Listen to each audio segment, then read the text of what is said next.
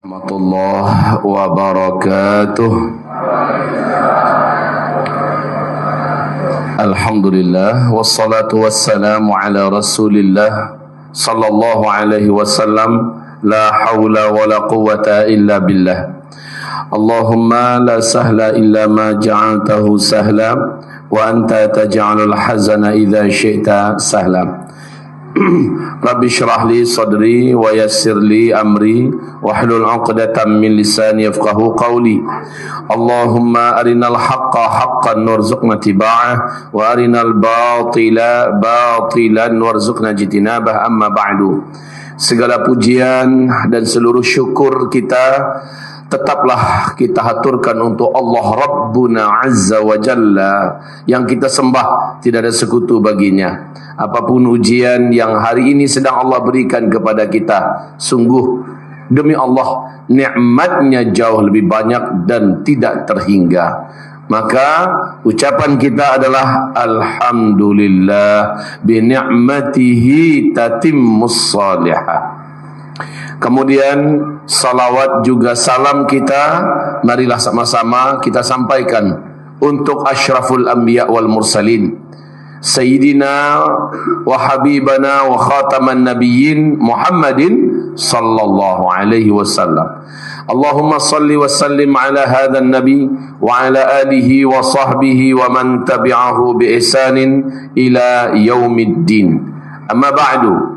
Ma'asyiral muslimin wal muslimat, mu'minina wal mu'minat, hadirina wal hadirat, seluruh hamba-hamba Allah, calon-calon penghuni surga Allah, amin. Alhamdulillah, ujian demi ujian Allah Subhanahu wa taala sedang kita jalani saat ini, dan ini memang kampung ujian. Dunia ini adalah kampung ujian. Siapapun yang hidup di dunia ini mesti melewatinya. Bedanya ada, kalau kita diuji, kita menerima pahala. Kita diuji, kita lulus, dosa-dosa kita digugurkan. Kita diuji, kita lulus, maka derajat kita dinaikkan. Kita diuji, kita lulus, Allah cinta kepada kita. Kita diuji, kita lulus, berkah dan pahala yang tidak terhingga sedang menanti kita. Orang kafir, orang munafik, orang musyrik, orang fasik, orang zalim, orang mujrim, siapapun mereka pasti merasakan juga perkara yang sama di kehidupan di dunia ini. Mereka juga sakit, mereka juga ditimpa oleh kelaparan, mereka juga didatangkan kematian, mereka juga didatangkan berbagai macam pengkhianatan dan sebagainya dan sebagainya. Tetapi itu semua adalah tangga-tangga azab buat mereka. Makin tinggi ujiannya, maka pertanda makin dalam azab mereka nanti di akhirat. Beda dengan kita, makin tinggi ujian kita, insyaallah pertanda makin tinggi posisi kita di sisi Allah Subhanahu wa taala. Itu aja kuncinya, Pak. Kenapa orang-orang yang hidup di akhir zaman oleh Rasulullah dikatakan orang beriman loh ya, orang beriman yang saleh, yang taat, yang jauh dari maksiat, ujiannya berlapis dan banyak. Kenapa mereka, kata Rasulullah, setiap amal yang mereka amalkan pada masa itu, kata Rasulullah, nilai pahalanya di sisi Allah adalah 50 kali lipat pahalanya kalian, kata Rasulullah. Itu pernyataan Rasul di depan para sahabat-sahabat, yang menyebabkan para sahabat terperanjat dan mereka kaget sekali. Mereka hampir tak percaya, 50 kali lipat pahala kami. Maka mereka bertanya, ya Rasul, 50 kali lipat pahala kami yang mereka dapatkan pada masa mereka itu, atau 50 kali lipat pahala mereka yang hidup di zaman mereka itu? Rasul menjawab, bal minkum, 50 kali lipat pahala kalian, yaitu para sahabat. Maka orang yang sabar menghadapi ujian di zaman ini, dia tetap tegar, tetap tabah, tetap istiqomah, tetap ikhlas menerima ujiannya dan berhasil lulus. Ketika dia tahajud, nilai pahala tahajudnya 50 kali lipat pahala tahajudnya para sahabat. Allahu Akbar. Ketika orang ini duha, nilai duhanya 50 kali lipat duhanya para sahabat. Ketika dia baca Quran, ketika dia zikir, ketika dia sedekah, nilainya 50 kali lipat dengan amalan yang sama oleh para sahabat di zaman hidupnya para sahabat. Ini yang diterima oleh orang akhir zaman ini.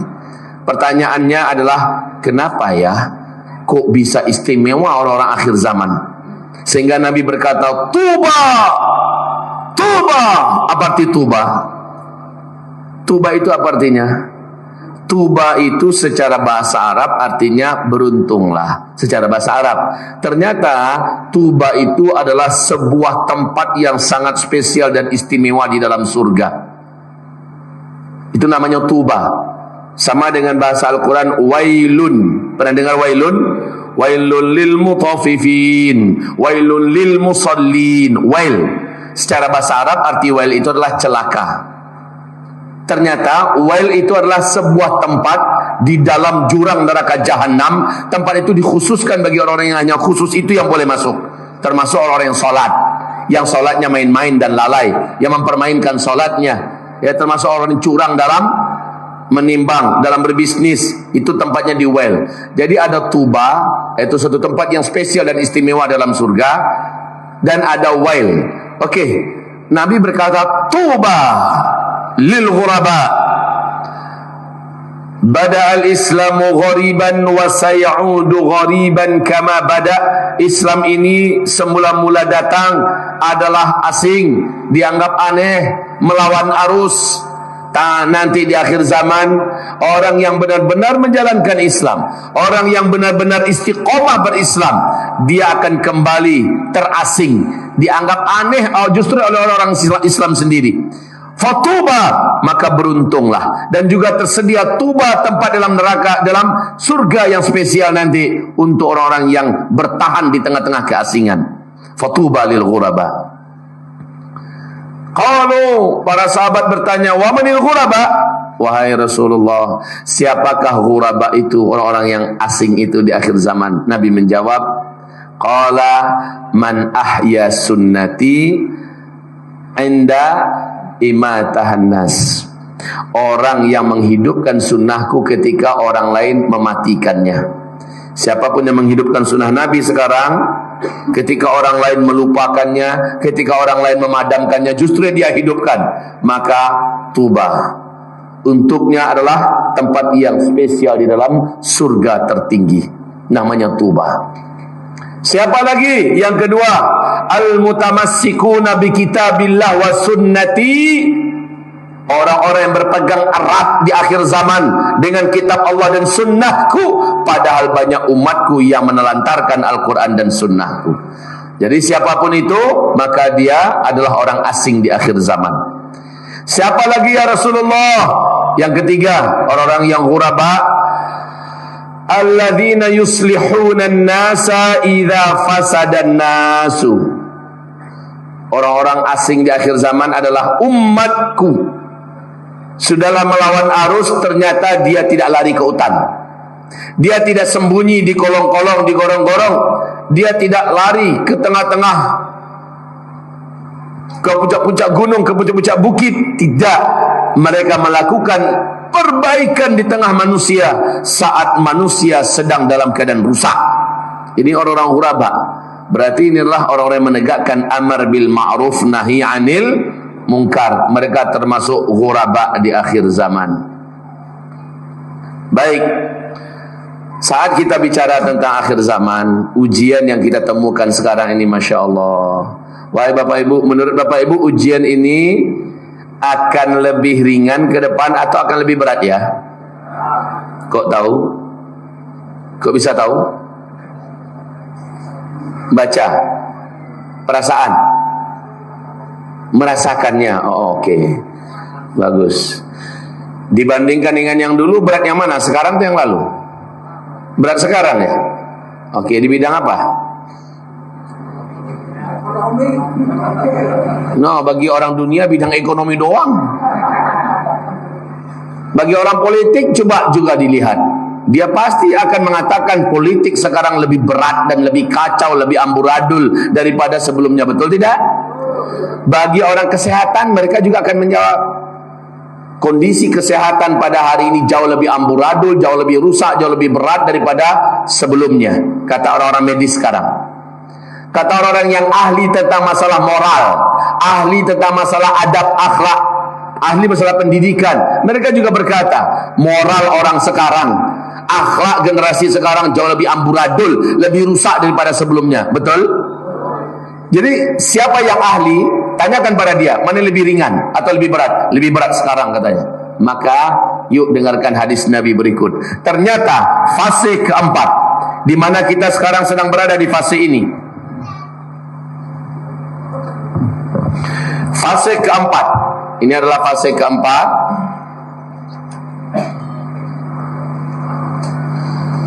Kita ada berapa fase Bapak Ibu? Di dalam hadis sahih diriwayatkan oleh Imam Ahmad, hadis ini adalah sahih. Kita ada 5 fase. Fase kelima nanti ini adalah fase di mana terakhir sekali umat Islam menjalani hidup di muka bumi. Fase ini nanti Islam akan memimpin kembali seluruh dunia. Demikian firman Allah dalam Quran surat An-Nur surat 24 ayat yang ke-55. Jadi nanti kita akan memimpin kembali seluruh dunia, dan pada fase ini nanti kita semua akan merasakan tanda besar kiamat yang ke-7. Inilah tanda besar yang menyebabkan seluruh orang Islam berakhir. Ya, ini finish ya. Akan habis serentak seluruh orang Islam yang ada iman. Dalam peristiwa tanda besar kiamat yang ke-7 ini akan berhembus angin yang lembut. Angin ini sejuk, berbau wangi kasturi. Bersumber angin ini dari Yaman. Tapi kata Rasulullah, ini adalah angin yang membawa kematian. Siapa saja orang Islam yang di dalam dadanya ada iman kepada Allah, walaupun imannya hanya seujung kuku, ketika dia tersentuh oleh angin ini, terhirup olehnya angin itu, di tempat itu, saat itu juga dia langsung tergeletak meninggal dunia. Serentak seluruh orang Islam habis di sini. Orang Islam yang ada iman di dadanya. Setelah itu 1 atau 2 generasi setelah itu, orang-orang yang tidak kenal Allah sama sekali, mereka yang melanjutkan kehidupan di dunia ini, dan mereka lah yang menyaksikan tanda besar kiamat yang ke-8, tanda besar kiamat yang ke-9, dan terakhir tanda besar kiamat ke-10, langsung kiamat besar, kehancuran alam semesta. Oke, kabar baiknya adalah kita tak akan menyaksikan kiamat, kehancuran alam semesta itu. Alhamdulillah, karena di tanda besar yang ke-7 kita sudah meninggal dunia serentak nanti. Tak usah Bapak tanya pula ibu-ibu, entah kalau kita nanti meninggal dunia serentak, selalu siapa yang menyelenggarakan jenazah kita? Gak usah diurus lah itu. Biarkan mau diapain oleh mereka, di satenya kita, di sopnya kita, dibuangnya ke laut, terserah, itulah urusan. Yang jelas kita sudah ada di taman-taman surga sambil menunggu malaikat Israfil meniup sangkakala kiamat. Ya. Oke, kaum muslimin. Nah, ini 5 fase. Startnya adalah Allah utus beliau Nabi Muhammad SAW sebagai Nabi dan Rasul. Ini startnya di sini. Dan Rasul berkata, kalian akan menjalani 5 fase. Fase pertama, umat Islam langsung dipimpin oleh beliau Nabi Muhammad SAW. Ini fase pertama. Fase kedua, ini 23 tahun ya, 23 tahun. Fase kedua, umat Islam dipimpin oleh para sahabat-sahabat Nabi yang menegakkan pemerintahan dengan sistem khilafah Islamiyah, konsep kenabian. Nah, ini khilafah. Fase ini kata Rasulullah hanya 30 tahun. Kemudian fase keempat, umat Islam dipimpin oleh para khalifah yang menggunakan sistem kerajaan. Ini yang paling lama, 1227 tahun. Inilah sistem kerajaan. Yang memimpin ketika itu tetap gelarnya para khalifah, tetapi mereka menggunakan sistem kerajaan. Ini fase ketiga. Oke, fase pertama, kedua, dan ketiga, Islam memimpin 2/3 dunia. Dan nanti janji Allah dalam Al-Quran, surat An-Nur 55, fase kelima nanti Islam akan memimpin kembali dunia 100%. Akan dalam pimpinan Islam. Allahu Akbar. Di fase kelima ini jumlah laki-laki dibandingkan wanita adalah 1 laki-laki 50 wanita. Ini perbandingan nanti. Pada masa ini kata Rasulullah, dunia bagaikan dalam surga. Tidak ada satu pun di bumi ini orang yang miskin. Tidak ada orang yang mau menerima zakat, infak, sedekah, wakaf, hibah. Bahkan dihadiahkan emas pun, 2 genggam telapak tangan dihadiahkan emas kepada tetangga. Tetangga menolak sebab dia sudah terlalu melimpah ruah dimiliki emas yang ada di tangan tetangga. Kaum muslimin yang kami muliakan, yang terberat itu adalah fase keempat, fase kita. Fase ini yang terberat, fase kita. Di fase ini kata Rasulullah, umat Islam dipimpin oleh para penguasa-penguasa yang tidak senang atau benci pada Islam dan mereka zalim pada kaum muslimin. Ini fase keempat. Jujur saja, terasa enggak fase ini? Terasa banget apa tidak? Iya. Hampir-hampir di seluruh negara yang dipimpin oleh para pemimpinnya tak suka dengan Islam, benci kepada kaum muslimin. Baik kaum muslimin, tapi ini enggak lama insyaallah. Ini tidak lama dibandingkan sebelumnya, ini tidak lama. Kaum muslimin di penghujung fase keempat ini terjadilah 4 tanda besar kiamat. Yang pertama, bumi akan gelap gulita selama 40 hari 40 malam. Tidak bisa orang membedakan kapan siang dan kapan malam. Peristiwa ini disebutkan dalam Al-Quran dan dalam hadis dengan sebutan dukhan.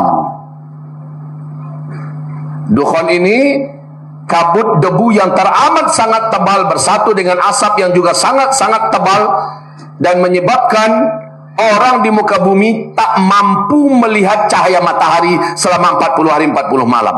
Di siang hari bolong, orang berusaha mendekatkan telapak tangannya ke wajah untuk dilihat, nggak mampu melihat apa-apa saking tebalnya partikel-partikel debu yang bersatu dengan asap yang ada di permukaan udara bumi kita ini. Lamanya 40 hari 40 malam. Dan ini panas, Pak. Orang kafir, orang fasik, ahli maksiat, orang munafik, orang musyrik dengan dukhan ini tersiksa. Mereka merasa bagaikan dalam open, panas. Sampai-sampai kulit mereka melepuh, wajah mereka jadi meleleh kata Rasulullah. Dan dari lubang hidung, lubang mulut mereka mengeluarkan asap seperti orang merokok, keluar asapnya dari hidung, keluar asapnya dari mulut. Panas sekali kaum muslimin. Tapi orang beriman yang sebelumnya mereka soleh, sebelumnya mereka taat, sebelumnya mereka menjauhkan diri dari maksiat, mereka dilindungi oleh Allah dari dukhan. Mereka hanya seperti orang yang kena demam dan flu saja. Sementara yang lain-lain tersiksa. Seolah-olah ini betul-betul azab dunia buat mereka. Ya, ini namanya dukhan. Kemudian setelah dukhan, paling lama 2 tahun, terjadilah tanda besar kiamat yang kedua. Dan ini adalah puncak fitnah sejak Adam diciptakan sampai hari kiamat terjadi. Yang kedua, yaitu Allah munculkan Dajjal kembali, hadir ke tengah-tengah manusia. Dajjal hadir saat orang-orang di bumi ini mulai putus asa hidup karena makanan di mana-mana tidak ada. Bumi di mana-mana tandus dan gersang. Ya, Dajjal datang membawa gunungan makanan. Kemanapun kota Dajjal masuk nanti, Dajjal sudah membawa gunungan makanan. Dan itu akan dibagi-bagikan kepada orang yang mau sujud kepada Dajjal.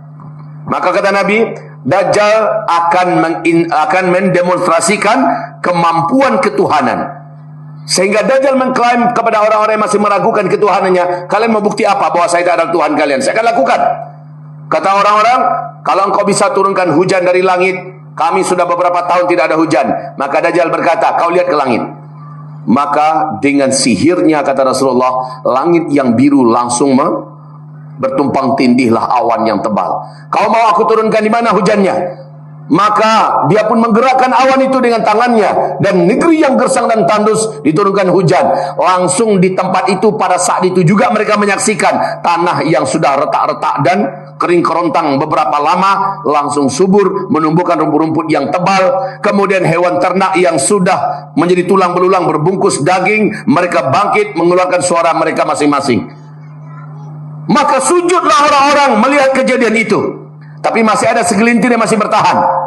Kalian kenapa belum sujud kepada saya? Saya tidak akan sujud kepada engkau sampai engkau bisa menghidupkan yang sudah mati. Maka Dajjal menantangnya. Kau tunjukkan kuburan mana yang ingin aku hidupkan. Setelah aku lakukan itu, apakah engkau akan beriman aku adalah Tuhanmu? Iya, kata mereka. Maka Dajjal pun akhirnya menunjuk kuburan yang diinginkan oleh mereka. Ditunjuknya semua. Bangkit kalian. Terbelahlah kuburan tersebut, lalu bangkit mereka satu persatu dalam keadaan utuh. Maka para suami yang melihat istrinya sudah meninggal, bangkit lagi dari kuburan dalam keadaan utuh. Istri langsung mendatangi suaminya. Bang, inilah Tuhan yang selama ini kita sembah. Ayo bang, kita sujud kepadanya. Ketika istri melihat ada suaminya bangkit lagi dalam keadaan utuh, seolah belum pernah mati, dia datang, dek, inilah Tuhan yang selama ini kita sembah. Ayolah kita sujud kepadanya. Datang orang tua yang bangkit, datang nenek yang bangkit, melihat anaknya, melihat cucunya. Inilah Allah yang kita sembah selama ini. Ayo kita sujud. Kata Rasulullah, ketahuilah oleh kalian, yang bangkit dari kuburan itu bukanlah manusia yang dulu mati dan dikuburkan di sana, tetapi setan-setan yang menjelma dalam wujud manusia yang pernah dikuburkan di sana, bangkit dan membuat fitnah kepada keluarganya bahwa inilah Tuhan kita. Baik, Dajjal akan menyebabkan 2/3 manusia di muka bumi kafir kepada Allah. Siapapun yang beriman kepada Dajjal, kafir kepada Allah, maka sampai mati dia tidak akan pernah kembali kepada Islam. Dan Nabi mengharamkan umatnya jangan pernah berjumpa dengan Dajjal. Kalau Dajjal masuk ke kota kalian, maka jangan pernah jumpai dia. Nabi perintahkan para laki-laki semuanya dalam rumah, dan istri-istri oleh Rasulullah dikatakan kepada para suami, ikat istri kalian, ikat anak-anak gadis kalian, ikat mak-mak kalian di dalam rumah, ikat tangan mereka, ikat kaki mereka, dan ikatan itu tambatkan di tiang-tiang rumah, dan tutup pintu rapat-rapat, tutup jendela kuat-kuat, bacalah surah Al-Kahfi dalam rumah. Sementara orang-orang yang berjumpa dengan Dajjal merasa yakin, ada yang merasa yakin, saya tak akan berubah, saya hanya ingin lihat yang mana Dajjal itu, saya tak akan pernah murtad, saya tetap beriman pada Allah. Nanti kata Rasul, akan ada seorang lelaki yang merasa imannya sangat kuat, dan dia yakin dia tidak akan kafir jika berjumpa dengan Dajjal. Dia pun keluar dari persembunyiannya, dan dia dengan sengaja bertatapan dengan Dajjal. Dajjal melihatnya, dia melihat Dajjal. Sihir yang dimiliki oleh Dajjal, kekuatan yang dimiliki oleh Dajjal menyebabkan imannya terkikis dari dada. Dia pun sujud menyembah Dajjal. Walaupun Dajjal sudah meninggalkan kotanya, laki-laki ini akan tetap kafir kepada Allah sampai dia mati. Dia tak akan pernah kembali menjadi muslim, dan dia akan kekal di neraka jahanam selama-lamanya. Makanya Nabi haramkan, jangan pernah kalian berjumpa dengan Dajjal. Nah, saudaraku, dalam hadis sahih riwayat Imam Muslim dari Fatimah binti Qais, tanda-tanda Dajjal telah lepas ada 3, yaitu di Palestina ketiga tanda ini. Susutnya danau Tiberias, tidak berlahir lagi mata air Zuhar, dan sudah tidak berbuah lagi kebun kurma di Baisan.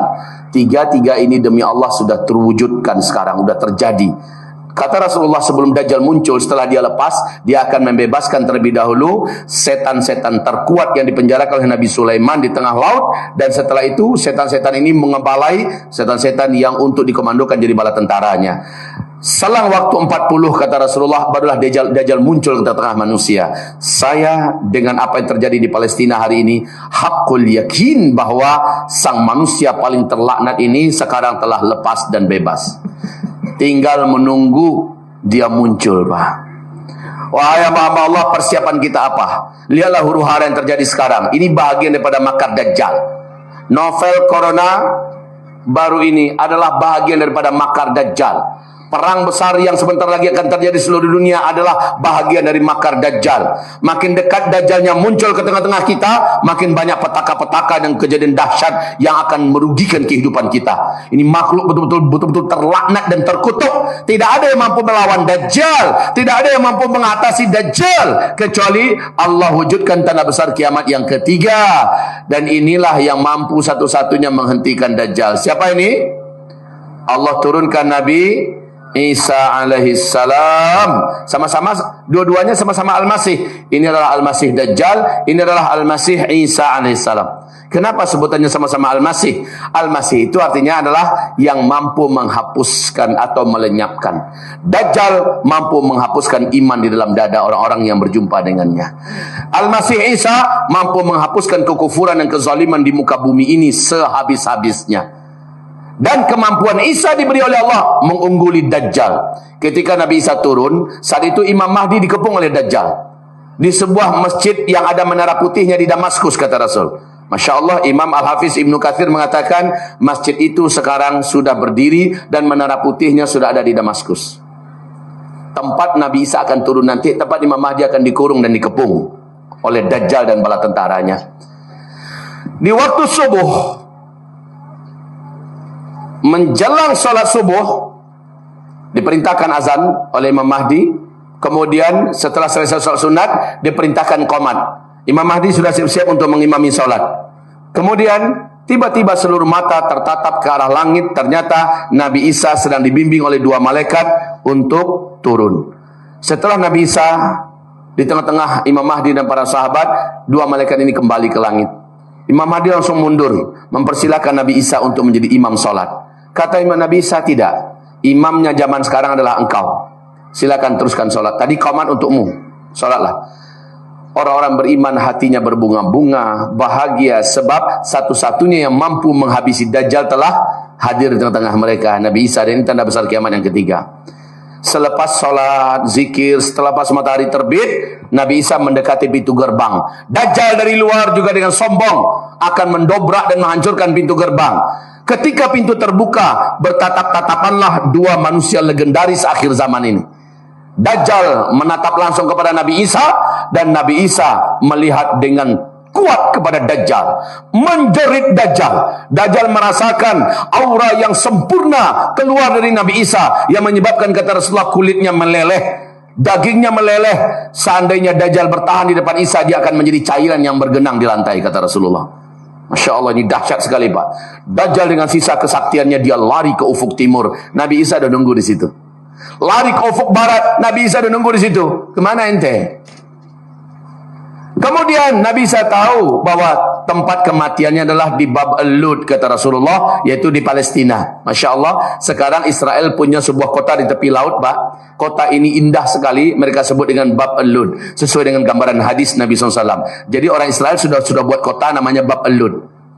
Aneh, Pak, Nabi mengatakan lebih 1400 tahun yang lalu orang Israel yang buat nama kota itu, Bab al-Lud. Disitulah nanti Dajjal akan dibunuh. Nah, kaum muslimin yang kami muliakan, oke, Nabi Isa berhasil membunuh Dajjal. Seluruh orang-orang Yahudi, bala tentara Dajjal, akan mencampakkan senjata-senjata di tangan mereka, dan mereka lari tunggang langgang menyelamatkan diri. Tapi ketika itu, kata Rasulullah, seluruh bumi bicara. Hai Muslim, kata tembok, ini ada Yahudi sembunyi di balik saya, tangkap dia, bunuh. Tembok bicara, Pak. Dia sembunyi di balik batu besar. Batu juga bicara. Muslim, wahai Muslim, ini ada Yahudi sembunyi di belakang saya, tangkap, bunuh. Dia sembunyi, orang-orang Yahudi ada sembunyi di balik pohon-pohon. Pohon-pohonnya malah bicara, wahai Muslim, sini ada orang-orang Yahudi. Yang betul-betul tidak bicara adalah pohon gharqad. Innaha syajarul Yahud. Sesungguhnya gharqad adalah pepohonan Yahudi, kata Rasulullah sallallahu alaihi wasallam. Maka jangan heran 14 tahun yang lalu orang-orang Yahudi di Israel ya sudah menanam jutaan batang pohon gharqad, dan sekarang sudah setinggi 16 meter, Pak. Kaum muslimin yang kami muliakan, tapi orang beriman sudah tahu di mana persembunyian terakhir orang Yahudi. Mereka datang ke sana, habislah orang Yahudi habis-habisnya. Setelah itu Nabi Isa mengajak seluruh orang Kristen, orang salib sebumi untuk menghancurkan salib-salib, dan mereka pun kembali bersyahadat masuk ke dalam agama Allah yang benar, Islam yang lurus ini. Lalu Nabi Isa memerintahkan semua babi yang ada di muka bumi, bunuh dan benamkan mereka ke dalam perut bumi. Nabi Isa menghilangkan semua perpajakan, menghilangkan semua kezaliman. Belum selesai tugas Nabi Isa, Allah munculkan tanda besar kiamat yang keempat, sekaligus ini adalah fitnah dan penutup fase keempat, ya. Apa dia tanda besar kiamat yang keempat? Lepasnya Ya'juj dan Ma'juj. Oke? Lepasnya Ya'juj dan Ma'juj. Ya'juj dan Ma'juj ini tidak ada satupun termasuk Nabi Isa dan Imam Mahdi, orang beriman tak sanggup melawan mereka. Bahkan Allah perintahkan Isa, lari. Hai Mahdi, lari. Tidak ada yang bisa melawan Ya'juj dan Ma'juj. Kata Rasulullah, jumlah Ya'juj dan Ma'juj itu ketika dia muncul, setiap 1000 orang manusia, 999-nya adalah Ya'juj dan Ma'juj. Satu kalian. Siapa yang bisa melawan sebanyak itu jumlahnya? Walaupun kita pendekar kawakan sekelas apapun, mati. Lagi pula Ya'juj Ma'juj, mereka keluar dengan keberingasan yang sempurna, brutal yang tidak ada tandingannya. Hati mereka tak punya. Mereka hanya ingin membunuh. Di luar Ya'juj Ma'juj mereka akan bunuh. Mereka manusia, keturunan Adam, tetapi tak punya perasaan, tak punya hati. Dan mereka dikurung oleh Zulkarnain. Itu yang Allah ceritakan dalam Al-Quran. Nanti di akhir zaman mereka muncul kembali. Inilah yang dihadapi, Ya'juj dan Ma'juj. Kata Rasulullah, tidak ada satu jengkal pun bumi ini yang tidak dimasuki oleh Ya'juj dan Ma'juj. Berarti mereka akan sampai di Bogor. Mereka akan masuki seluruh jengkalan bumi ini. Cara selamat dari Ya'juj Ma'juj nggak mempan dibacakan ayat kursi, Pak. Allahu la ilaha illa, pancungnya kita. Nggak mempan. Satu-satunya jalan adalah sembunyi kamu dari Ya'juj Ma'juj. Mereka akan sisir bumi ini. Yang bisa selamat adalah yang lari dan sembunyi. Baik, dan mereka juga nggak mau ribet, Pak. Kalau kita lari umpamanya ke kolong ke apa? Kalau mereka nggak mau cari repot cari. Pokoknya nampak dibunuh. Nggak nampak biarkan. Mereka terus jalan. Disisirnya semua bumi ini. Nah, hamba-hamba Allah yang kami muliakan, Ya'juj Ma'juj dengan doa Nabi Isa Allah matikan.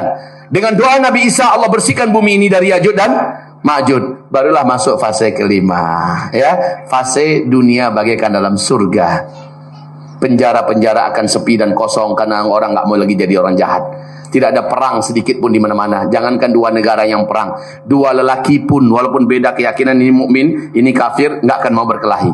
Jangankan bunuh-bunuhan, kelahi pun nggak mau, ribut pun nggak mau. Dan dunia benar-benar dalam keadaan sehat, bersih, bening, kekayaan melimpah ruah.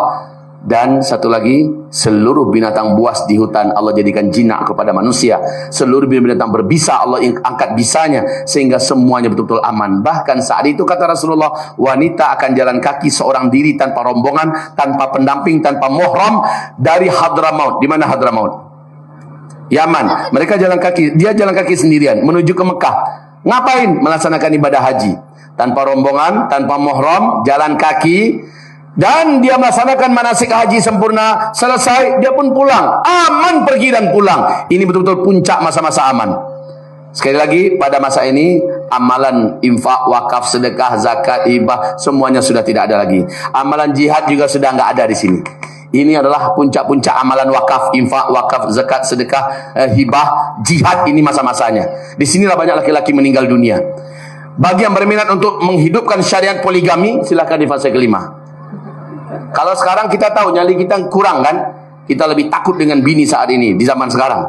Nah, kaum muslimin kami muliakan, dan memang jangan cari gara-gara lah. Lebih baik hidup memperkuat iman, memperbanyak amal soleh. Ustaz, saya mengamalkan sunnah, banyak sunnah Nabi lagi yang lain yang bisa kita kerjakan. Baik, bukan saya menentang poligami ya, bukan, saya sendiri pelakunya. Alhamdulillah istri saya 4, sudah 12 tahun tetap 4, hidup mereka bertetangga. Tetapi saya tidak yakin, maaf sekali, bapak-bapak lulus menghadapi kehidupan poligami ini dengan benar dan baik. Jangan mengandalkan semangat aja, ilmu, iman, ketakwaan, kejujuran, keadilan segala macamnya harus paling di depan, Pak. Ini semangat saya sehat, Ustaz. Bukan itu, maaf ya Bu ya, ini sedikit agak menyimpang. Baik Bapak Ibu, kita lanjut ke pengajian kita. Sampai di mana tadi? Enggak, buang poligaminya. Sampai di mana tadi? Udah selesai. Tutup lagi doa kita lagi. Selesai. Infak, sedekah, wakaf, amalan itu udah nggak ada. Benar. Amalan jihad juga udah ditutup. Kapan masa-masa jihad? Sekarang. Pintu jihad akan terbuka selebar-lebarnya. Kasus virus novel corona baru ini atau COVID-19 ini akan menimbulkan akses berikut, Pak. Kata Rasulullah, di akhir zaman akan terjadi kelangkaan pakan. Pak, 156 negara terinfeksi oleh novel corona baru. Resmi WHO mengumumkan kepada dunia sehingga ini menjadi pandemi, ya. Tidak lagi hanya sebatas epidemi, tetapi sudah menjadi pandemi. Dampaknya tahu enggak Bapak Ibu? Nampaknya seperti Cina sebelumnya, sekarang Italia, Pak. Lockdown, satu negara di lockdown, dikunci. Orang tidak bisa kemana-mana, tidak bisa melakukan aktivitas, pabrik-pabrik ditutup, kemudian pertanian jadi terlantar, dan peternakan gak ada yang ngasih makan, jadi bangkai. Dan kaum muslimin sekarang untuk Cina, sebelumnya dari Afrika, lalu menyapu Arab, kemudian Pakistan, India, sekarang udah sampai di Cina. Serangan wabah belalang raksasa, disebut dengan belalang gurun. Satu hari belalang itu sanggup menghabiskan stok makanan dari pertanian manusia yang ada setara dengan 35.000 makanan manusia satu hari. Menurut PBB bulan April besok, belalang gurun ini akan berlipat ganda menjadi 500 kali lipat. Ini petaka terbesar akan menghabiskan pertanian manusia di muka bumi ini. Ditambah lagi ratusan juta hektar lahan-lahan di daratan Tiongkok digarap dan dihabisi oleh ulat bulu. Luar biasa kelaparan yang akan kita hadapi ke depan, Pak. Kelangkaan pakan. Dan ini serentak seluruh negara mengalami. Semoga Indonesia sampai tidak parah, amin ya Rabbal. Karena Indonesia juga mengalami kelajuan yang sangat mengerikan sekarang, Bapak Ibu. Saya tidak tahu per hari ini sudah berapa yang terinfeksi ini, saya tidak tahu. Ya, hamba-hamba Allah yang kami muliakan. Yang jelas pemerintah sudah mulai bersikap bijak. Anies Baswedan sudah mulai memerintahkan tidak ada sekolah, semua pembelajaran dilakukan secara online. Ya, ujian juga dipending, ditunda. Acara-acara yang sifatnya akan merawan untuk menjadikan penyaluran infeksi COVID-19 stop dulu, Car Free Day stop dulu. Bahkan acara akbar kita tanggal 21 Maret ini, hari Sabtu dari jam 3 dini hari di Monas akan melangsungkan acara Isra Mi'raj terakbar di seluruh dunia dalam rangka menggalang kekuatan dan bela Masjidil Aqsa, bebaskan Baitul Maqdis, mesti tertunda dulu. Ini adalah sikap yang bijaksana. Baik Bapak Ibu yang kami muliakan, kita tak tahu acara macam ini sampai kapan boleh diizinkan. Kalau ini makin parah, saya yakin ini akan dipending dulu.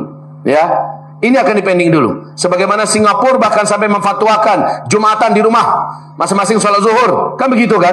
Arab Saudi, Mekah sendiri malah mengumumkan Jumatan hanya boleh 15 menit. Sudah termasuk sholat dan khutbah di situ. Ini adalah antisipasi kaum muslimin. Nah, berikutnya yang akan terjadi menjelang dekatnya ini, ya. Baik, saya sebutkan di sini.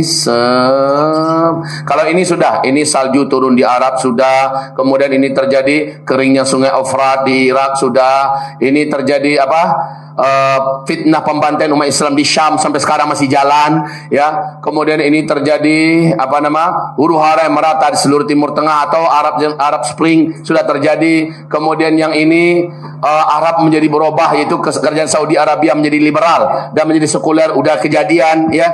Sampai sekarang masih berjalan dan terus berlangsung. Nah, sekarang ini adalah tahun-tahun petaka-petaka besar dan bencana.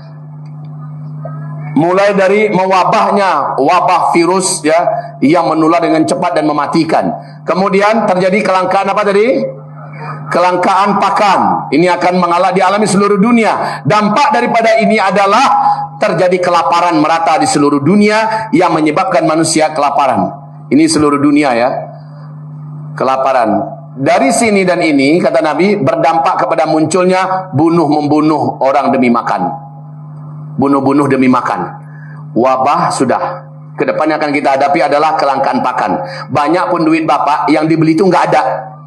Kalaupun ada, harganya selangit dan orang akan berebutan. Di sini akan terjadi kelaparan di mana-mana dan pada akhirnya dalam hadis Sahih Bukhari Muslim, tak akan terjadi kiamat sampai tetangga rela mendatangi tetangganya yang lain demi sepotong roti yang di tangan tetangga, dia bunuh tetangganya karena lapar. Ini akan kita hadapi, Pak. Ngeri apa tidak? Ini hadis Nabi, bukan obrolan, bukan omongan kosong dari seorang Zulkifli Muhammad Ali. Ustaz, ada solusi nggak kita nanti saat itu, Ustaz? Ada. Dan solusi ini sangat menakjubkan. Tapi sayang ya, solusi ini hanya berlaku untuk orang beriman sebelum itu. Orang-orang yang soleh-soleh dan taat yang menjauhkan diri dari maksiat. Ketika dia jalankan solusi itu, Allah akan berikan kepadanya keajaiban yang belum pernah ada sebelumnya. Apa solusinya, Ustaz? Ada bacaan yang dibaca, maka kamu akan kenyang dengan bacaan itu. Ada amalan diamalkan dengan amalan itu. Lapar dan hausmu diangkat oleh Allah dan tubuhmu kembali kuat. Dan itu hanya berlaku untuk orang beriman yang beramal soleh sebelumnya dan menjauhkan diri dari maksiat. Kuncinya sekarang.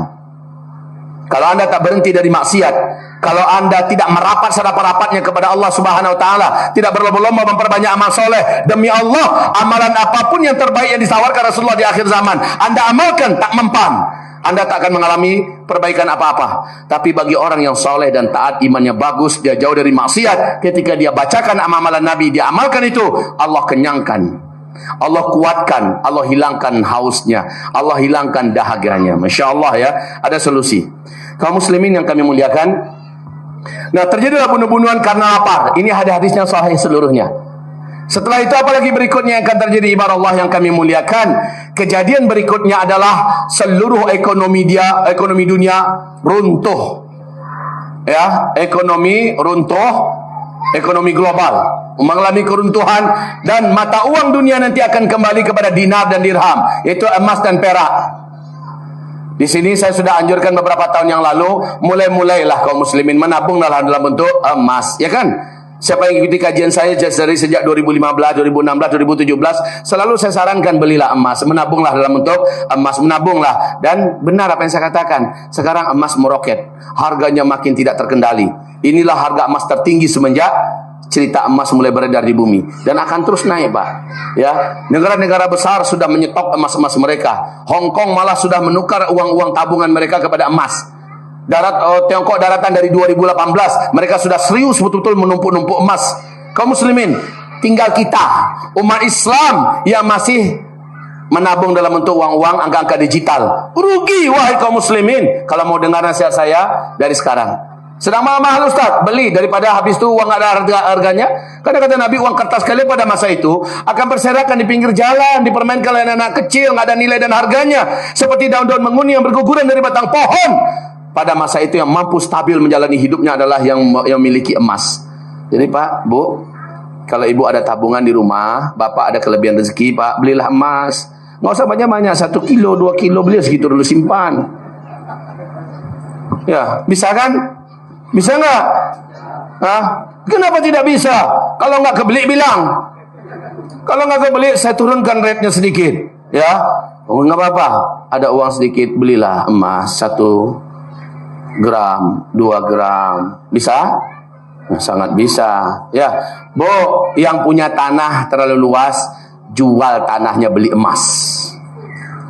Yang punya gedung-gedung, ini masanya akan terjadi gempa-gempa besar. Sebentar ya, kehancuran ekonomi dunia ya, kemudian terjadilah gempa-gempa dahsyat. Ketika gempa-gempa dahsyat dan bencana-bencana alam, gunung-gunung meletus di mana-mana, tsunami terjadi di mana-mana ya, gempa-gempa dan sejenisnya, DSJ. Kemudian terjadilah apa lagi? Jadi gempa-gempa ini pasangannya gunung-gunung meletus, tsunami di mana-mana, banyak bumi mengalami likuifaksi, ya. Kemudian banyak negeri yang tenggelam. Oh ya, ini dia, kemarau ekstrim melanda seluruh dunia. Ya Allah, ini berlapis-lapis, saya kaum muslimin. Maaf, ini sekali lagi bukan igauan, ini bukan nakut-nakutin. Tolong buka kitab judulnya Ensiklopedia Akhir Zaman, ditulis oleh Syekh Dr. Muhammad Ahmad Al-Mubayyad. Lihat petunjuk-petunjuk Rasulullah yang terjadi di akhir zaman. Setelah Arab Saudi berubah menjadi jahiliyah, kata Rasulullah.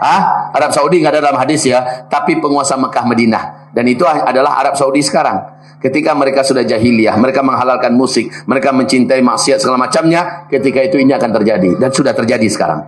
Betul? Maka siapa yang bisa bantah ini? Ini sudah terjadi. Ini sedang berjalan. Ini sebentar lagi insya Allah. Ya. Kemudian di sini berikutnya adalah terjadinya kondisi di mana umatku terhalang pada saat itu melaksanakan ibadah haji dan umroh. Haji dan umroh. Ini saya nggak tahu terhalangnya orang melaksanakan ibadah umroh sekarang ini akan panjang nggak masanya. Kalau sampai masa terhalangnya ini sampai Ramadan besok, maka itu sudah lampu kuning, saudara. Sudah lampu kuning itu. Kalau seandainya musim haji tetap nggak bisa berangkat haji kita, awas, itu sudah lampu merah. Saat itulah ini semua serentak terjadi. Serentak terjadi. Dan pada saat itu kondisi kerajaan Saudi Arabia juga sedang perang dan bunuh-bunuhan memperebutkan kekuasaan. Sekarang saja sudah mulai nampak. Betul tidak? 20 pangeran ditangkap-tangkapi oleh Muhammad bin Salman dengan tuduhan akan melakukan kudeta. Bahkan orang paling terhormat setelah Raja Salman, adik kandung Raja Salman sendiri, Pangeran Ahmad bin Abdul Aziz, sudah ditangkap. Orang yang sangat berpengaruh dan sangat mulia dan terhormat sekelas Muhammad bin Nayef juga ditangkap. Sangat banyak sekarang ini menteri-menteri dan jenderal ditangkap. Alasannya mau melakukan kudeta kepada Muhammad bin Salman supaya Muhammad bin Salman nggak jadi menjadi raja. Sebab kondisi Raja Salman sekarang sedang keadaan lemah, penyakitan, dan menuju kepada bisa jadi akan meninggal dunia. Kita lihat nanti, jika ini terwujud, maka sungguh alangkah beratnya yang kita hadapi ke depan. Tapi jangan khawatir, Pak. Ada senjata yang Allah berikan dan Rasul berikan kepada kita. Senjata ini kita pegang erat-erat. Sebentar lagi saya sampaikan insyaAllah ta'ala. Selanjutnya apa? Nah inilah setelah itu merata terjadi di berbagai belahan dunia perang sampai kepada perang dunia ketiga, sampai kepada PD3. Ini perang.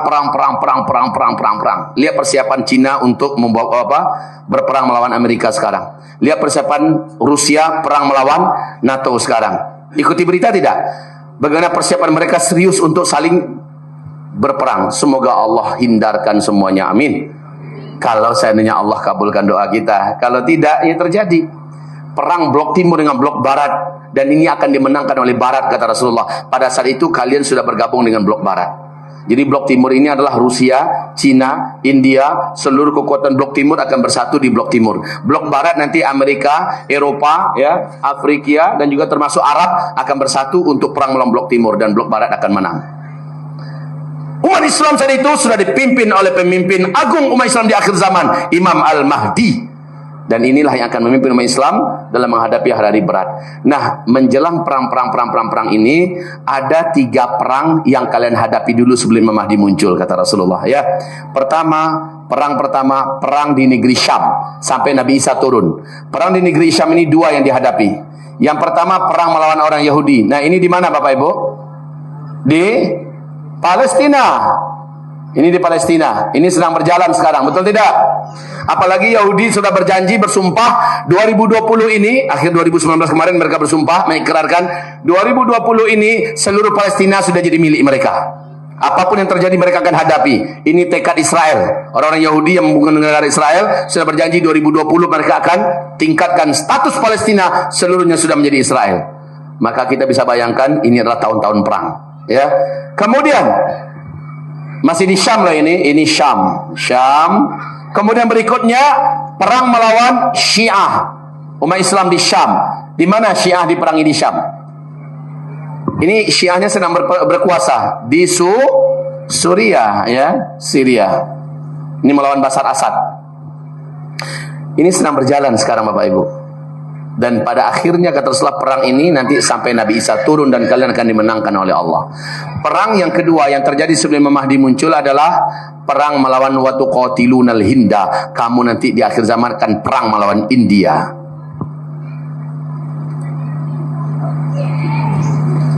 Gimana kondisi India sekarang? Bagaimana kondisi India sekarang? Silahkan nilai sendiri. Apa yang mereka lakukan kepada 200 juta umat Islam di India? Secara zalim dibuat undang-undang yang dilegalkan dan diresmikan oleh pemerintah bahwa 200 orang muslim ini tidak punya hak kewarganegaraan dan harus keluar dari India. Coba betapa zalimnya ini. Dan itu diberlakukan sebenarnya April. Belum lagi Aprilnya datang, mereka sudah mulai brutal kepada umat Islam. Betul tidak? Dan ini akan menuju kemana Pak? Hadis Nabi akan terwujud. Betul tidak? Oke. Terakhir sebelum Mahdi muncul, perang lagi, yaitu la taqumu sa'ata tuqatiluna qauman sigharul a'yun. Tidak akan terjadi kiamat sampai kalian perang dulu melawan satu kaum yang mata mereka sipit-sipit, hidung mereka pesek-pesek, kulit mereka putih-putih pucat dan ada kemerah-merahannya. Wahai kaum muslimin, siapa ini? Kita sudah paham lah, ya. Kita sudah ngerti lah ini. Wahai hamba Allah yang kami muliakan. Inilah petaka-petaka besar yang ke depan akan kita hadapi. Allah, Ustaz, pantasan jumlah laki-laki nanti di fase kelima 1 berbanding 50. Naam. Laki-laki yang paling banyak di sini meninggal dunia. Anda mau tidak mau, siap nggak siap, bareng untuk menjadi pejuang atau tidak, Anda kaum lelaki sudah ditakdirkan di akhir zaman paling banyak pindah dari alam dunia ke alam barzakh. Bu, ini memang kabar tak baik ya Bu ya. Bapak-bapak, mumpung Bapak masih hidup sekarang, maksimalkan cinta kasihnya pada istri dan keluarga. Maksimalkan kehangatan dan keakraban berkeluarga di depan Al-Quran. Jadikan keluarga kita keluarga agama sejati. Mumpung kita masih hidup Pak, ya, wasiatkan pada istri, kokohkan iman-iman mereka, karena mereka akan kita tinggalkan. Kita tak lama lagi. Ayo berlomba-lomba beramal Pak. Sholatnya di masjid 5 waktu berjamaah, pastikan di masjid. Kuatkanlah usaha Bapak menjadi pedagang, menjadi apa, nanti hasilnya banyak nabung ke akhirat. Sebagiannya sisanya tabungkan dalam bentuk emas untuk persiapan istri dan anak-anak kita ketika kita tinggalkan. Hamba-hamba Allah yang kami muliakan, ini agenda-agenda ke depan yang akan kita hadapi sampai kepada wafatnya dengan cara dibunuh seorang lelaki yang memiliki jiwa yang suci, kata Rasulullah. Laki-laki ini sangat terkenal di kalangan orang-orang beriman di dunia. Matinya laki-laki ini dengan cara dibunuh, orang-orang beriman satu bumi ini marah dengan kematiannya. Seluruh malaikat di langit juga marah dengan kematiannya. Siapakah kira-kira NZ ini? Nafsun zakiyah, seorang laki-laki memiliki jiwa yang mulia, jiwa yang suci. Saya tidak bisa menebak siapa mereka. Syaratnya laki-laki ini harus sangat berjasa besar kepada Islam, dicintai dan dikenal oleh orang-orang beriman sedunia. Ya, sehingga kematiannya berakhir dengan cara dibunuh. Berarti lawan-lawan Islam sangat benci dengan keberadaan laki-laki ini. Siapa kira-kira ya? Kita tak bisa memastikan siapa. Cuman yang agak memiliki kriteria itu yang pertama Zakir Naik. Zakir Naik, apalagi akhir-akhir ini Zakir Naik memang diancam mati oleh negara asalnya itu India. Apalagi Zakir Naik mengumumkan jihad menuju India. Apakah ini figurnya dan sosoknya? Orang yang melalui lisannya jutaan orang masuk Islam, melalui lisannya ribuan pendeta dan ahli-ahli agama akhirnya bersyahadat. Orang yang betul-betul sangat dikhawatirkan oleh PBB karena dia mampu membuktikan kebatilan seluruh agama apapun, karena dia hafal seluruh kitab yang lama dan yang baru, bahkan koma dan titiknya dia hafal, bukan saja halaman. Dia bukan hanya hafal Al-Quran dan jutaan hadis, tapi dia juga hafal kitab-kitab yang lain. Dia hafal masalah subhanallah, Pak. Ya, Masya Allah ini laki-laki. Apakah dia orangnya? Allahu a'lam. Yang jelas akhir hayatnya dia dibunuh dan orang beriman satu bumi marah. Tapi orang munafik senang dengan kematiannya. Yang kedua yang memiliki sedikit banyaknya figur ini, dan ini apakah ini orangnya? Allahu a'lam. Yang kedua adalah Profesor Dr. Yusuf Al-Qaradawi, Presiden Persatuan Ulama seluruh dunia, yang hari ini oleh Sisi Presiden Mesir menginginkan sekali nyawanya, tangkap hidup atau mati. Siapa yang bisa membunuh Yusuf Qaradawi diberikan hadiah segini. Yusuf Qaradawi ini orang agung dan mulia, ulama besar di zaman ini. Dia tinggal di Qatar, dilindungi oleh pemerintahan Qatar, ya. Dan Yusuf Qaradawi adalah Presiden Persatuan Ulama seluruh dunia, orang Mesir. Apakah ini figurnya? Bukunya sangat banyak, Pak, berkualitas semua bukunya. Apakah yang ketiga orangnya? Siapa yang ketiga? Yang juga memiliki karakter seluruh orang beriman sedunia mencintainya. Dia adalah Recep Tayyip Erdogan. Apakah ini orangnya? Entahlah. Yang sekarang luar biasa, Pak, bagaimana dia tampil di garda terdepan untuk menghadapi sang agresor yang sangat brutal dan biadab di Suriah. Dan persenjataan yang ada dikerahkan untuk mencoba menyelamatkan kaum muslimin dan melindungi perjuangan para mujahidin yang ada di Suriah. Apakah ini orangnya? Jawabannya Allahu a'lam. Yang jelas di Erdogan bagi orang beriman dicintai apa tidak? Sekarang ini. Dan yang keempat figur ini siapa kira-kira? Figur ini kemungkinan juga adalah Raja Salman sendiri. Sebab Raja Salman pribadi lelaki yang sangat soleh dan agung, hafiz Al-Quran, memuliakan ulama. Tapi sayang, masa dia memerintah tidak lama karena anaknya langsung menelingkunginya. Dan sekarang keberadaannya dianggap penghambat bagi wujudnya Muhammad bin Salman sebagai raja. 3 pangeran yang lagi perang dingin sekarang ini menunggu matinya Raja Salman. Siapa mereka? Mut'ib bin Abdullah, kemudian Muhammad bin Salman, dan Khalid bin Talal. Mereka sangat menunggu-nunggu kalau Raja Salman segera meninggal dunia. Apakah ini orangnya? Allahu a'lam. Kemudian yang kelima, orang yang memiliki karakteristik dan sangat diidolakan, dicintai di seluruh dunia. Bahkan banyak negara muslim juga berlomba-lomba ingin melindungi beliau. Bahkan Turki menawarkan kewarganegaraan kepadanya. Malaysia menawarkan untuk jadi mufti di negaranya. Figur ini sekarang sedang ada di Mekah, dan dia adalah keturunan kandung Rasulullah SAW dari Husain bin Ali. Dia adalah Habibuna Habib Rizik Syihab. Dia adalah inspirasi kebangkitan Islam di seluruh dunia. Apakah ini orangnya? Allahu a'lam. Yang pasti bukan Zulkifli Muhammad Ali, bukan Ustadz Abdul Somad, bukan ustaz-ustaz lokal kita. Dia harus mendunia skalanya, ya. Nah, kaum muslimin, kematian ini dengan cepat menyebar, dan itu pertanda orang Islam langsung dihibur oleh Allah Subhanahu wa taala dengan munculnya seorang lelaki dari keturunan kandung Rasulullah. Dia adalah Al-Mahdi. Maka Al-Mahdi nanti dibaiat di depan Ka'bah setelah pembunuhan ini terjadi, Pak. Ini hiburan langsung bagi orang beriman. Jadi ciri-cirinya adalah laki-laki ini terbunuh, kemudian ada seorang laki-laki dikejar-kejar dari Madinah, dia lari ke Mekah, yang mengejar sampai di Al-Baidah. Al-Baidah terjadi gempa besar, kemudian terbelahlah kota itu, seluruh bangunan, gedung, pasar dan rakyat yang ada di sana tenggelam masuk bumi, termasuk yang mengejar seluruhnya tenggelam kecuali satu yang tersisa hidup. Satu inilah yang mengabarkan kami tenggelam di Al-Baidah. Maka laki-laki yang dikejar itulah Al-Mahdi. Para ulama langsung menangkapnya di Mekah dan memaksanya untuk mau dibaiat menjadi Al-Mahdi. Dialah Al-Mahdi itu. Kaum muslimin, setelah itu barulah terjadi hantaman meteor. Maaf, dalam hal ini saya ada sedikit keraguan, dan itu kepastiannya nanti kita lihat pas kejadiannya. Apakah Al-Mahdi ini langsung sebelum meteor munculnya sehingga beritanya cepat diberitakan pada dunia, atau setelah meteor? Di sini Al-Mahdi. Maka dalam hal ini saya serahkan ilmunya kepada Allah Subhanahu wa taala. Saya sudah berusaha mencari dalil-dalil mana pastinya. Apakah sebelum meteor ataukah setelah meteor dan dukhon? Bapak Ibu yang kami muliakan, Rasul bersabda ketika Al-Mahdi nanti muncul, kalian semua akan berperang di belakangnya menggunakan tombak, pedang, panah. Kendaraan kalian saat itu sudah kembali kepada kuda. Ternyata meteorlah yang mampu menghentikan seluruh teknologi yang ada di muka bumi. Rasul mengatakan kamu semua saat itu akan kembali ke zaman sekarang. Itu zaman Nabi, tanpa ada teknologi. Hanya meteor yang mampu menghentikan semua teknologi yang ada di muka bumi. Makanya dalam hal ini Imam Mahdi, apakah sebelum hantaman meteor atau setelah? Yang jelas tanda-tanda meteor menghantam bumi nanti sudah ada. Nabi mengatakan tanda-tanda meteor akan menghantam bumi di akhir zaman adalah apabila penguasa yang menjaga Mekah Madinah sudah menghalalkan dosa-dosa dan maksiat. Mereka sudah mencintai musik-musik. Mereka sudah menyukai penyanyi-penyanyi dan penari-penari didatangkan dari mana-mana. Ini sudah apa belum? Dari 2016 sampai sekarang Saudi resmi menjadi negara liberal. Betul tidak? Berarti tanda-tanda untuk hantaman meteor ini seharusnya memang sudah di masa kita. Ya Allah, semoga Allah lindungi kita semuanya. Amin ya rabbal alamin. Hamba-hamba Allah yang kami cintai,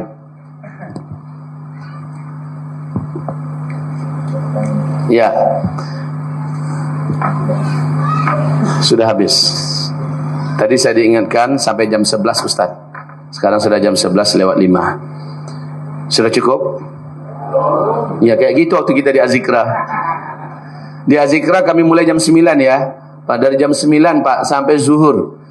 Yang hadir ketika itu lebih 10 ribuan orang. Ketika saya minta izin, tambah. Akhirnya murabi pesan, tambahlah sedikit, hiburlah jamaah nanti setelah sholat zuhur. Bablas sampai asar Pak. Bablas sampai asar. Memang pengajian ini nggak bisa sebentar. Karena ini ayatnya, ini hadisnya, ini faktanya, ini sedang berjalan. Siapa yang tidak akan terpukau mendengarkan uraian ini? Dan sudah banyak yang berubah dan total hijrah setelah mendengarkan kajian ini. Ya, tapi memang pesan saya sebelum Bapak Ibu seluruhnya meninggalkan ruangan ini, harus Bapak Ibu ambil sebuah kesimpulan yang positif, bukan kesimpulan negatif ya. Udah mau kiamat, lemes saja bawaannya. Hilang gairah hidupnya. Melihat masa depan itu gelap aja, gelap. Sampai-sampai kepada istrinya bilang, "Dek, udahlah Dek, enggak usah nambah anak kita, Dek." Ya. Sang ayah berkata pada anak SMA, "Nak, kau mau tamat kan?" "Iya." "Gimana kau dengar ceramah tadi?" "Dengar, Pak." Mau kiamat kan?" "Iya, Pak." "Masih mau kuliah kau?" "Enggak, Pak." Bagus Nak, kita fokus ibadah aja. Itu adalah sebuah kesalahan cara berpikir, bukan itu yang kita inginkan. Yang kita inginkan adalah apa yang disampaikan Nabi kepada para sahabat yang sangat yakin kiamat sangat dekat, bahwa mereka lah yang dimaksud dengan akhir zaman. Tapi Nabi berkata pada mereka, sedekat apapun kiamat, walaupun besok sudah pasti kiamat, tapi hari ini masih ada satu butir biji kurma di tangan kalian yang masih bisa kalian tanamkan terus, kata Nabi. Tanamkan terus. Walaupun besok udah mau kiamat. Itu isyarat apa wahai Bapak Ibu? Isyarat bahwa sedekat apapun tetaplah lakukan kebaikan, walaupun kebaikan itu baru bisa menghasilkan setelah 10, 20, 30 tahun yang akan datang. Tetap lakukan kebaikan, jangan berhenti. Jangan berhenti. Ini para pemuda-pemuda yang belum menikah, habis dengarkan ceramah ini, udahlah nikahnya di surga aja nanti. Yang udah niatan insyaallah lepas Ramadan kita nikahan, kirim surat kepada calon mertua dan calon istri. Kalau masih ada jodoh kita nanti di surga saja ya. Salah itu. Justru katakan pada calon kita, yuk kita percepat yuk. Nah itu baru benar. Udah dekat ini. Kita sempurnakan agama kita. Itu baru benar Pak. Wahai Bapak Ibu yang kami muliakan. Bapak tahu, saya baru pulang dari Masjidil Aqsa. Alhamdulillah. Baru pulang Pak. Perjalanan yang berat. Malam nyampe, besok paginya lahir anak saya yang ke-18. Alhamdulillah. Rencana saya punya anak sampai 25 orang. Kenapa saya semangat punya anak? Saya pengen anak-anak saya di masa depan menjadi ulama-ulama dunia. Itu cita-cita saya. Jangan seperti saya yang hanya sebatas ini. Ingin anak-anaknya lebih. Ustaz mengatakan udah dekat. Saya mengatakan, saya berprinsip dengan prinsipnya para sahabat menerima kajian akhir zaman dari Rasulullah. Walaupun besok kiamat, hari ini masih ada bisa ditanam, tanam hari ini. Kan harusnya begitu Pak. Makanya wahai kaum muslimin, saya semangat terus mendirikan pesantren, menerima murid-murid dan santri, mendidik kader. Nggak peduli saya ini jadi atau tidak jadi, pokoknya perjuangan saya sampai di mana Allah izinkan. Begitu aja Pak. Ya, Bapak juga harus begitu. Kesimpulan kita wajib positif. Ya, setelah dengarkan kajian ini semangat. Yang pedagang semangat menjadi pedagang tersukses tapi tanpa riba. Kemudian hasilnya tolong Islam, tolong agama Allah. Begitu kesimpulan kita Pak. Yang punya anak-anak, tekadkan anak-anaknya menjadi orang-orang hebat. Hebat di arsitektur, hebat di pembangunan, hebat di kedokteran. Nanti kalau jadi mereka untuk melayani Islam dan kaum muslimin. Begitu, yang hebat di teknologi, mestinya berpikir demikian. Ya, semoga ini kajian benar-benar membuahkan perubahan bagi Bapak Ibu. Ada pertanyaan Pak? Banyak ya? Baik. Bapak Ibu yang kami muliakan, tadi saya sampaikan pada Bapak Ibu, huru hara di negeri Syam. Mana dia? Oh, enggak tertulis di sini ya. Ini adalah huru hara fitnah Syam. Permanen ini. Fitnah Syam. Setelah salju turun di Arab, huru hara terjadi di negeri Arab, terjadilah fitnah di negeri Syam. Nah, fitnah di negeri Syam. Syam itu di mana Bapak Ibu? Palestina, Suriah, Lebanon, Yordania. Nah, Nabi pesan, ketika umat Islam habis-habisan babak belur di negeri Syam, dibantai, dibakar, dihancurkan, dipaksa murtad, diusir. Ketika itu terjadi, kata Rasulullah, badiru bil a'mali fitanan. Berlomba-lombalah kamu dan terang-teranganlah dalam perlombaan itu, memperbanyak amalan-amalan tersoleh yang bisa kamu buat di masa-masa fitnah startnya. Fitnah ini kapan? Nabi mengatakan wal fitanu bisyam. Fitnah itu adalah di negeri Syam di akhir zaman. Bukan India, bukan Rohingya, bukan Uighur Xinjiang Cina sana, tetapi adalah Syam, Palestina dan Suriah. Sejak Maret 2011 sampai sekarang fitnah ini tetap membara kaum muslimin. Maknanya sejak start dari situ kita semua wajib berlomba-lomba memperbanyak amal soleh dan terang-teranganlah memperbanyak amal soleh. Sudah tahu rahasianya kenapa? Ternyata semua petaka-petaka besar ke depan yang akan ditolong oleh Allah adalah yang paling banyak amal solehnya. Udah terjawab tadi kan? Yang paling banyak amal startnya harusnya 9 tahun yang lalu, dari Maret 2011. Sekarang udah Maret 2020. Ustaz, begitu terlambat betul kita Ustaz. Iya. Tapi masih baik terlambat daripada tidak sama sekali, betul? Tapi syaratnya berlomba-lomba lah, terang-terangan saling berpacu memperbanyak amal soleh. Nah, sekarang akhir zaman ini kita wajib menunjukkan iman kita kepada Allah. Apa iman kita kepada Allah? Iman kita kepada Allah adalah kepedulian tingkat tinggi kepada Syam, Palestina, Suriah. Al-imanu Syam. Standar iman itu adanya di Syam. Siapa yang hatinya terpaut dengan Syam, Palestina, Baitul Maqdis, Masjidil Aqsa, maka dia orang beriman. Yang tidak peduli maka bukan orang beriman, baru sebatas orang Islam. Wahai Bapak Ibu yang kami muliakan, harusnya hari Sabtu tanggal 21 Maret ini, hari Sabtu depan tanggal 21 Maret ini, kita adakan acara Isra Mi'raj terbesar sepanjang sejarah di Monas. Dari Sabang sampai Merauke. Tapi sekali lagi menghormati kondisi sekarang dan instruksi daripada ulil amri kita, yaitu Bapak Anies Baswedan, kita pending acara ini. Misi terbesar acara itulah bela Baitul Maqdis. Pembelaan kita tidak hanya cukup doa. Pembelaan kita bukan hanya saja ikut memberitakan berita yang benar tentang apa yang terjadi di sana, tetapi juga dengan melemparkan seluruh hasil keringat kita untuk bela Baitul Maqdis. Harta kita kumpulkan dan ada perjuangan serius 2020 ini untuk membantu pembelaan memerdekakan Baitul Maqdis. Mungkin sudah viral di media sosial masing-masing bagaimana Indonesia juga dipanggil, betul tidak? Ada nggak menyaksikan viralnya seluruh dunia? Indonesia termasuk yang dipanggil. Wahai kaum muslimin di Indonesia, bela Baitul Maqdis, bebaskan Baitul Maqdis. Wahai kamu kaum muslimin kami muliakan. Jadi acara ini sebelum digelar secara resmi kita mulai maraton dari sekarang. Kita maraton dari sekarang, dimanapun kajian-kajian semuanya dimulai. Ayo bela Baitul Maqdis. Sekarang kita akan bergerak, panitia tolong bangkit ya. Apa yang terbaik dari harta kita? Jahidu bi amwalikum wa anfusikum. Berjihadlah kamu dengan harta kamu. Karena badan kita belum bisa kita antarkan ke sana. Minimal dengan harta kamu. Berjihad. Apa yang paling berat kita keluarkan dari ada yang dana itu? Itulah jihad kita. Sampaikan ya Rabb untuk pembelaan Baitul Maqdis. Ya, bismillah. Panitia anak muda, tolong bergerak. Dan sekaligus Bapak Ibu yang kami muliakan, ini juga sekaligus bela Islam di Indonesia kita yang tercinta. Nah, yang kedua, dan ini bersamaan sekali jalan saja. Yang kedua, kami sedang pelebaran masjid, Pak, di pesantren kita. Pesantren itu sekarang ini sudah tidak mampu memuat lagi santri-santrinya, apalagi bulan Juni nanti masuk 120 orang lagi, makin tak tahulah di mana santri akan sholat. Jadi alhamdulillah masih ada tanah ke kanan, ke kiri dan ke belakang. Kami akan perlebar 220 meter lagi, sekaligus dari dana sini kita bagi dua. Setengahnya untuk pelebaran masjid di pesantren dan setengah adalah untuk bela Baitul Maqdis. Maka mohon dilebihkan pengeluaran kita untuk menegakkan agama Allah di luar dan di dalam tanah air kita. Baik, sambil ini jalan, ada pertanyaan Pak yang bisa kita jawab. Ini paling lama hanya 15 menit ya, kita harus selesai.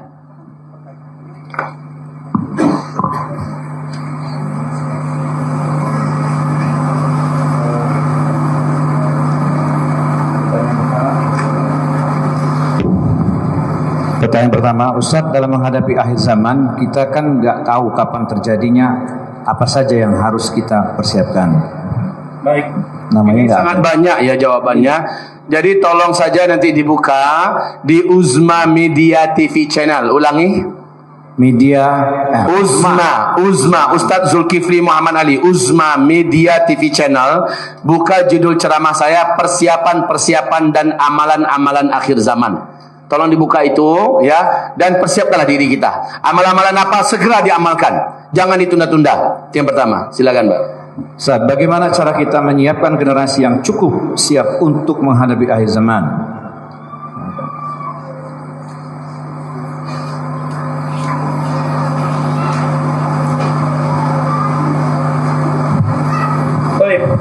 Persiapan generasi akhir zaman. Jika anak-anak itu sudah memayis, akil baligh, mereka sudah bisa diajak berbicara tentang kondisi akhir zaman berdasarkan dengan dalil-dalil dan hadis-hadis. Kalau perlu dengarkan ceramah ini, biar mereka menyimak. Dengarkan bersama apa?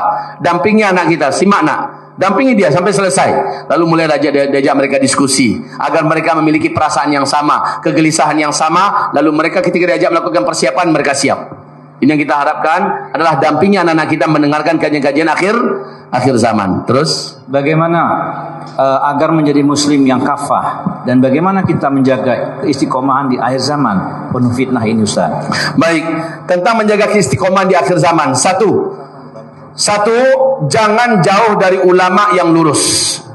Dua, hadiri kajian-kajian majelis ilmu yang benar terus menerus, ya, minimal sekali dalam seminggu. Ketiga, jangan jauh dari masjid, berjamaahlah selalu sholat di masjid. Keempat, dalam kondisi kita mulai melemah, rapat kembali dengan kawan-kawan sepengajian, kawan-kawan yang senantiasa berfikir tentang agama dan selalu bergerak untuk amar bil ma'ruf nahi anil munkar. Jangan jauh-jauh dari kawan-kawan yang seperti ini.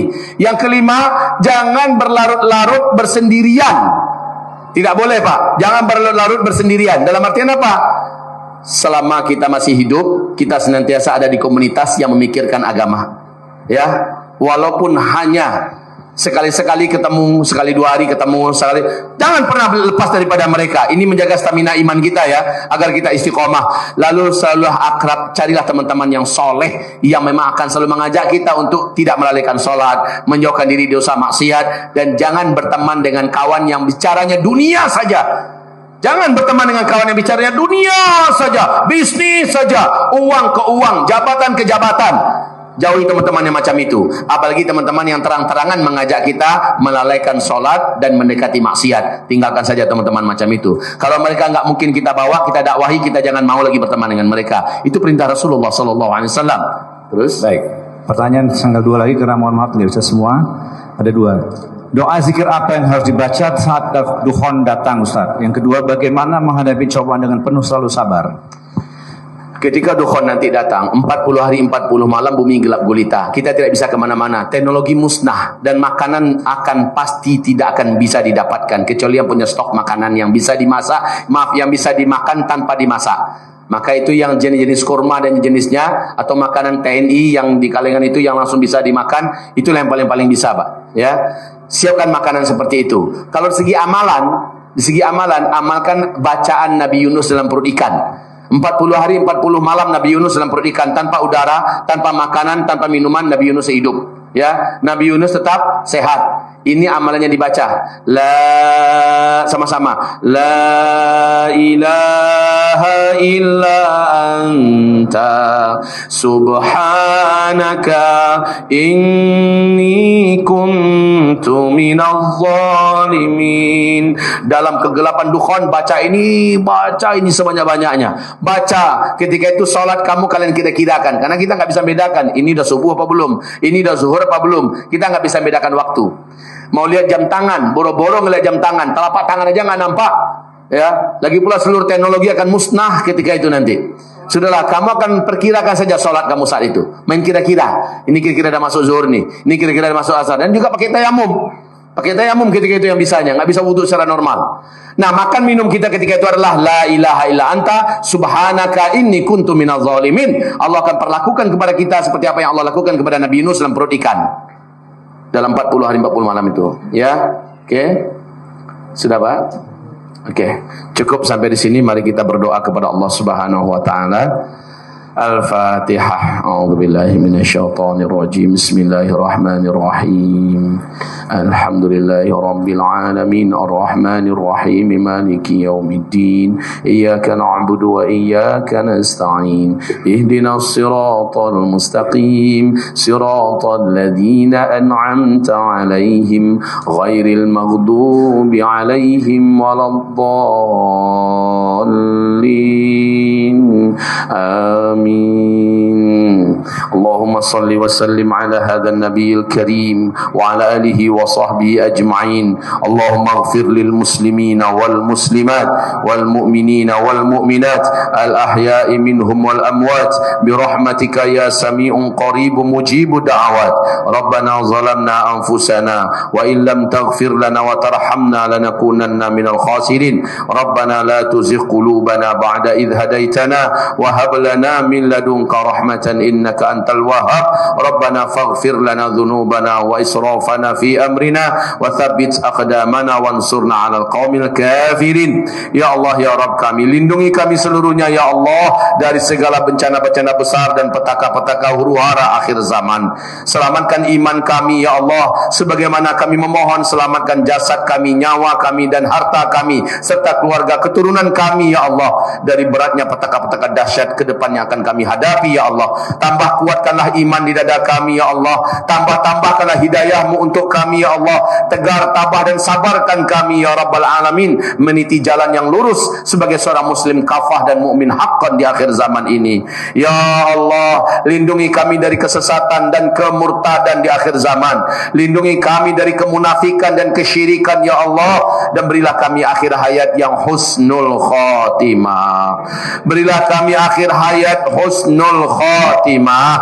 Berilah kami akhir hayat mengucapkan kalimat thayyibah husnul khatimah. La ilaha illallah. Ya Rabbal Alamin, masukkan kami seluruhnya kelak ke dalam surga-Mu ya Allah, surga Firdaus-Mu yang tertinggi. Allahumma Rabbana, tolonglah saudara kami yang sedang dizalimi di India ya Allah, saudara kami yang sedang diperangi dan dimusuhi, dizalimi di Palestina, di Suria, saudara kami yang sedang disiksa dan betul-betul dizalimi sejadi-jadinya di Uyghur, Xinjiang, Cina sana ya Allah. Tolong saudara kami yang ada di Rohingya, yang sedang dalam keadaan kelaparan hebat dan peperangan di Yaman, dan sedang tertindas sejadi-jadinya di Mesir dan di seluruh muka bumi ini. Engkaulah wali kami, Engkaulah penguat kami, Engkaulah pelindung kami, Engkaulah penjaga kami, Engkaulah pemelihara kami, lahir dan batin kami, dunia dan akhirat kami. Ya waliyal mu'minin, ya waliyal mustad'afin, ya rabbal mazlumin, wa taqabbal minna du'a ya rabbal alamin. Rabbana